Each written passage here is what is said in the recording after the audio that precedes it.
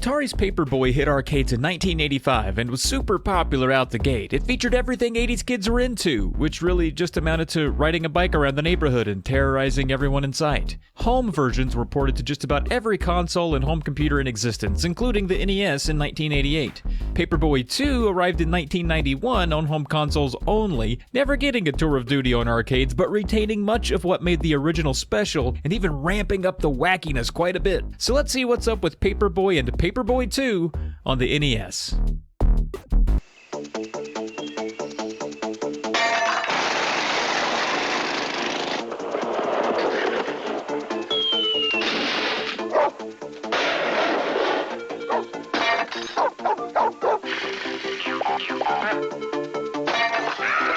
Warning, such behavior is irresponsible, immature, and very foolish. We recommend you try it at home. Paperboy from Mindscape for your Nintendo Entertainment System.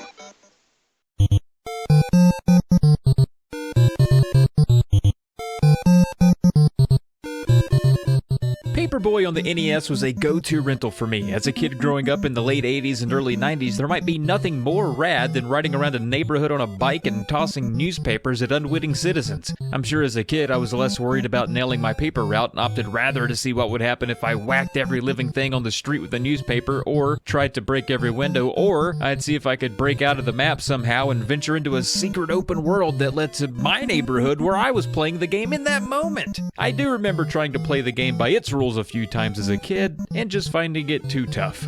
Why is it tough? Well, this isn't just any ordinary neighborhood. See, you're a paperboy, and Monday is your first day of work. Half the neighborhood has a newspaper subscription, and half must have really hated the last paperboy. Your goal is to land the newspaper in the paper box or mailbox, you know some do both, whatever, the box that's visible outside the homes, or the least you can do is land it on the doorstep.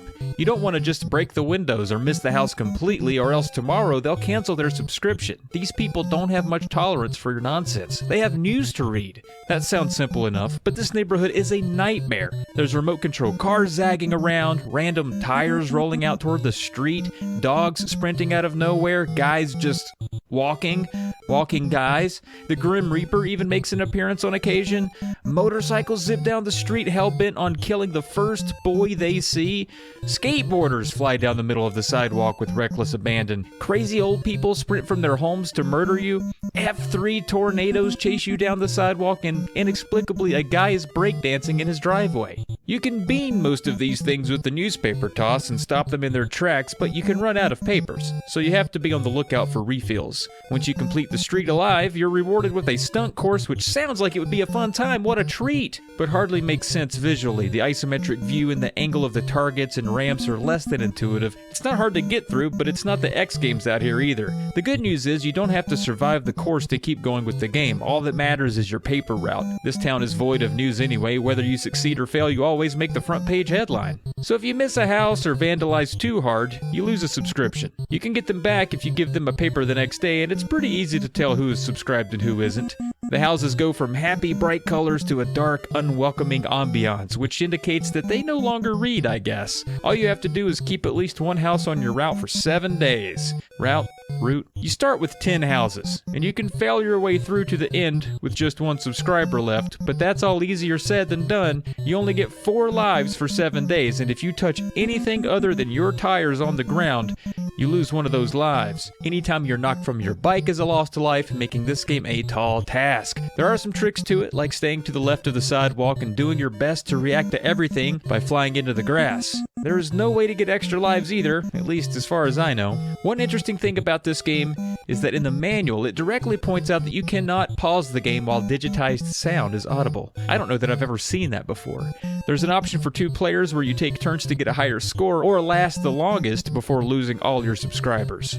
Okay, let's see if Paperboy II can deliver on a good sequel.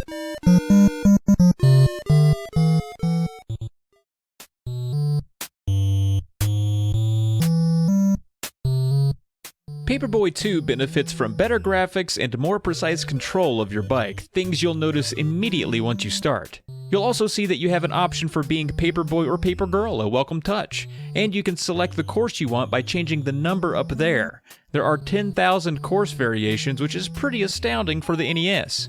The object here is the same: deliver papers to subscribers and try to keep at least one on your route until the end. If you struggled with the first Paperboy, you'll find no reprieve here. Paperboy II takes the wacky neighborhood of the first and kicks it into a higher gear. Now you have gargoyles shooting lightning at you, castles firing cannons across the street, Pennywise's hand coming up from the sewer, large vicious dogs, birds, ghosts, and so on. There's plenty here to kill you, but there's also plenty of hijinks to get into, like smashing this guy's car on him, and possibly killing him while he changes his oil, and knocking this guy into a swimming pool. You can even be the town hero by hitting vandals while they graffiti a building, or knocking out a burglar before he robs a store. Basically, there's a lot more going on here, and the fun comes from finding all the ways you can interact with the world for your own amusement.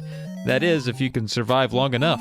Paperboy II has 3 different difficulty levels. You start on Easy Street and earn your way up by completing a week of paper running like the first. So basically this is the first game times 3, and the difficulty ramps up a little for each new route. For example, the easy route looks like this. The middle route is a little more complex, and the hard route is obviously the most challenging with lots of zigs and zags. Unlike the first, here you get to toss papers to the left or right, as opposed to just one side of the street. There are lots of roads to cross, and in Paperboy II, people must get rewards for how many paper boys, or girls, they can flip onto their hoods during a commute. Traffic doesn't care about you, at all. The obstacle course returns, and it's somehow worse than the one from the first game. What is this, liquid concrete? I'm not sure it was necessary to bring this back. It was no one's favorite part, and points don't really affect the game. Points could have been a good way to earn some much needed extra lives, but to do that you have to deliver a perfect route. If I was out here delivering perfect routes, I wouldn't need an extra life, would I? Speaking of the obstacle course, if you play the 2-player mode, you each take turns getting down the street, and if you both make it to the course, then the game lets you compete there simultaneously. I didn't try this myself, but that's neat, I guess.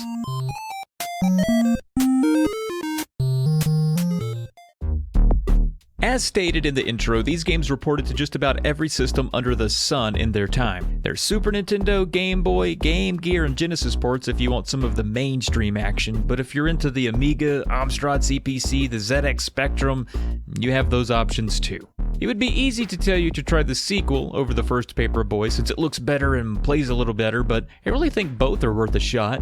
I'm not sure what the best version is, but it's hard to top the original arcade version of the first one for the graphics and aesthetics.